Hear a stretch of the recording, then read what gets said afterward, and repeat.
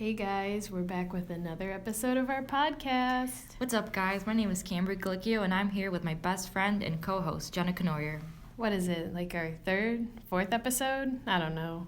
It's the fourth, but who's counting? I'll take your word for it.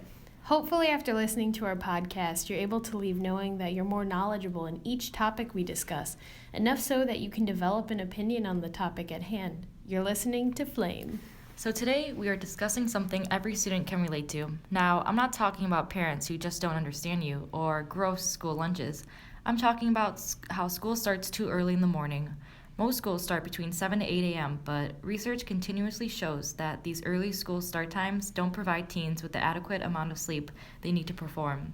According to an article pertaining to later school start times, the American Psychological Association claims the optimal amount of sleep for teenagers is about 9 hours a night, but more than half of teens, ages 15 to 17, receive 7 or fewer hours per night.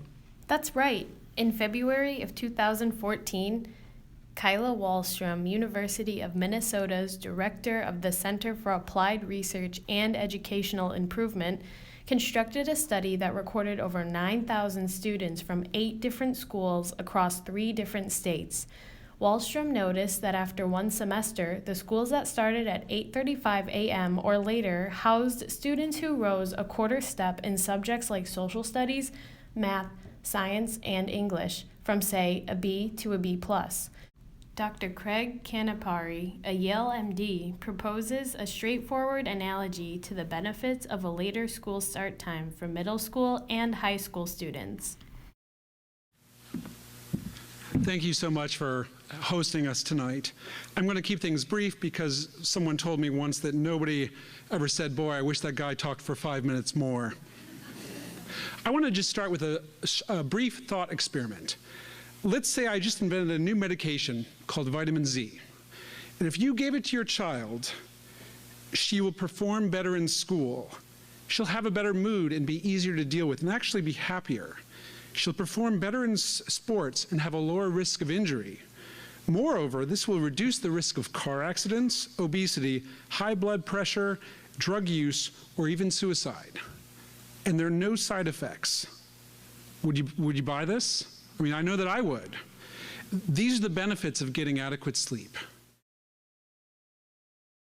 Proven benefits of schools that have later start times include increased attendance rates, boost in students' focus, a rise in students' GPA, which leads to a surge in college admissions test scores, decrease in disciplinary action, and a decline in student-involved car accidents. After all of these benefits, one would have to be crazy not to see that it's insane that we, students at PEHS, start school at 7:05 in the morning.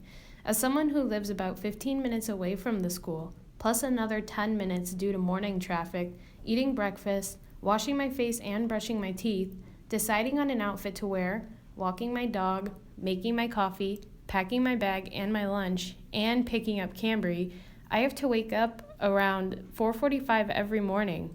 On average, I'm only getting about 6.5 hours of sleep every night. Research done by the American Psychological Association recommends adolescents get about 9.25 hours of sleep nightly. Dr. Judith Owens, author of the American Academy of Pediatrics policy statement, which claims chronic sleep loss in children and adolescents is one of the most common and easily fixable public health issues in the U.S. today. Delaying early school start times is one key factor that can help adolescents get the sleep they need to grow and learn. By moving school times to 8:30 or later, it will allow the biological wake-up time of a typical 16-year-old to properly align. Now, one may ask, what exactly is the biological wake-up time? All it is our body's natural ability to regulate the timing of our sleepiness and our wakefulness throughout the day, which fluctuates between different age groups. The most changes to our circadian rhythm, aka changes that follow a 24-hour cycle, happen during adolescence. This means teenagers have a hard time falling asleep before 11, and because majority of teens start school at early times, they don't get the necessary amount of sleep they need to perform at their best. Sleep deprivation is common among teenagers, causing many health risks, especially since this is the age our bodies change the most. So, better test scores, better academic performance, and not having to wake up before the sun, why wouldn't we change start times to later in the morning? I mean, doesn't it seem logical? Exactly. Although it may seem like the best decision, school districts still find a reason to enable these earlier start times. According to the National Sleep Foundation, most school districts have a delicately balanced bus transportation system designed to run as efficiently and inexpensively as possible. Any change in the school schedule could have a severe impact. So basically, it's cheaper for the schools to have the buses pick us up at an earlier time. Many people, including myself, are convinced that switching elementary and high school start times would be more beneficial because of our body's natural ability to fall asleep at later times. Biological sleep patterns alternate toward later times as we grow older, meaning it's common for us teenagers to have trouble falling asleep at, say, 9 o'clock, rather than a child. If teenagers fall asleep late, why is it that school districts make us wake up so early?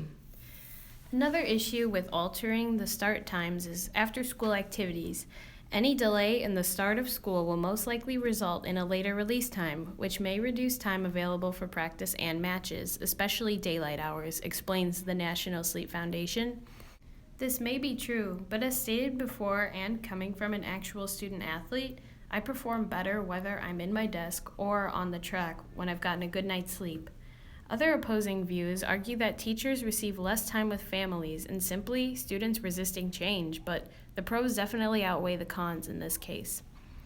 As for social responsibility, we as students are responsible for getting good grades, turning in homework, properly maintaining a balance between school and family life, no matter what time we start school.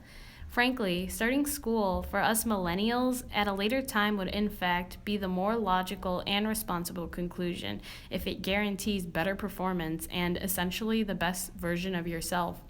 Whether we know it or not, we're obligated to better society, and it starts with a good night's sleep.